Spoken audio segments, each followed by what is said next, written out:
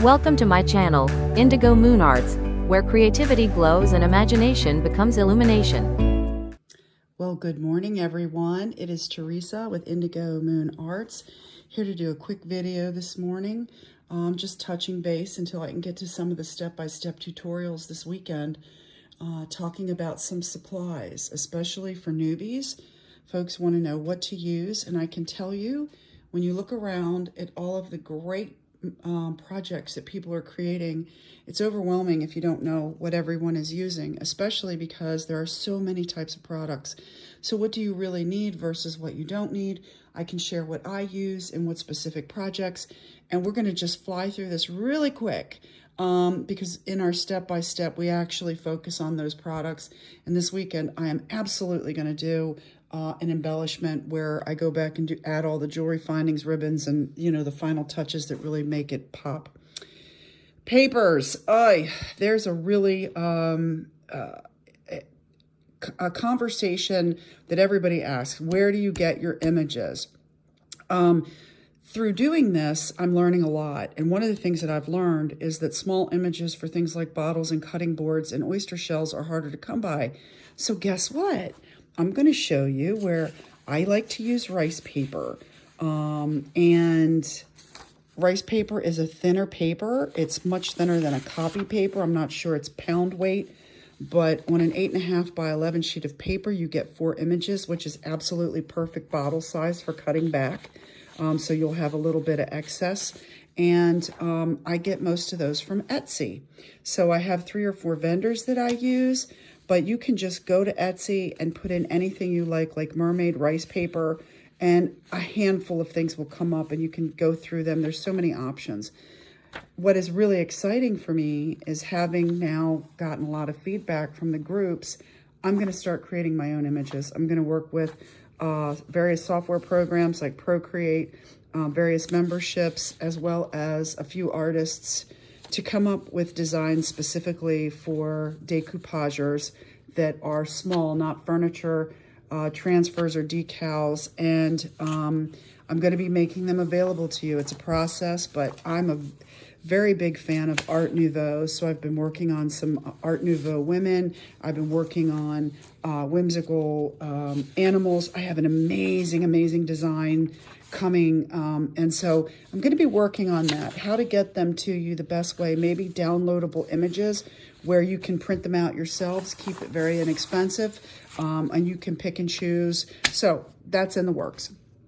As far as the supplies go, there are glues, there are varnishes, there are sealers, there are molds, there are paints, there are findings, there are brushes, there are ribbons, there are beads. There are so many different things that go into making an amazing bottle that's why I do this step by step. But here are some of the products that I use just real quick. Of course, we use Mod Podge. It is the essence of the beginnings of decoupage, kind of the foundation, if you will, or the anchor. Everything is sealed with Mod Podge. If you need a spray acrylic sealer, this is what I use. That process would happen at the end once you've added your image, you've painted your bottle. You've even sealed with varnish and so forth. If you want to add a finishing extra sealer for longevity, you spray the bottle before you add any of the extras like the ribbons, the beads, the findings, and so forth. You don't want to spray those. And you can spray the finial if it's metal, but I don't recommend, you know, before you attach the finial would be smart to spray seal your bottle. For primer, I use the Basics, Liquitex Basics Acrylic Gesso. And for varnish, I use the Bluebird. This is what I cover the image with. And some of the paint, if I'm maybe going to seal or not seal.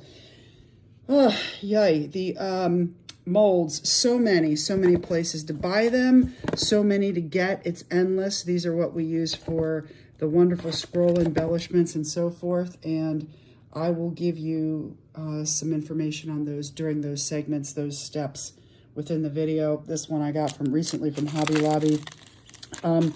So many types of charms that can be added. These are jump rings for their antique bronze. That's the color that's used for vintage most frequently. Then you have pins and bead covers and lots of different things. I have an acrylic roller that I use for when I'm doing my molds or clay work. I can't wait to show you clay work. Oh my gosh, we're gonna have so much fun. Inca Gold, so your gilding wax is really important accents. Then there are some other less typically used products that can enhance and add, like modeling paste. Boy, is that a fun thing to work with. I'll have to show you some of those.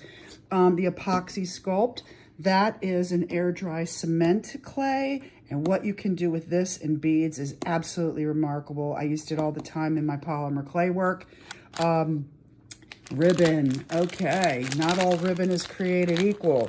I get most of my crinkle ribbon from Etsy, but there's lots of places to get that. We'll go more into detail then. Beads. Look at my bag of beads. There's so much in here, from jewelry chain to, look, you even have these accents that you can add to your bottle, little metal scroll thingies. Anyway, there's just so much. I could do a segment on just beads. I could do a segment on just clays. I could do a segment on just brushes. But for now, I just wanted to say hi, get the day started, let you know what's coming here in the future. We're going to use some practice cutting boards before we get into the more expensive, beautiful ones. We need to do some of those for Easter. And I also have Easter eggs coming, just for tips, techniques, tricks, things that I do and I use. So love you. Thank you all for the feedback. It has been so valuable. I hope I can return that by filling in the gaps and offering options for things that aren't available. Where you struggle, please feel free to add comments. It's hard for me sometimes. I do work a full-time job, so, you know, reaching out and getting back to you, I really do want to respond if I can. Let me know your thoughts on images, but for now, stay tuned. We're going to be making another bottle this weekend, and we're going to be doing things a little differently as I'm learning. So thanks for the support. Have a great day.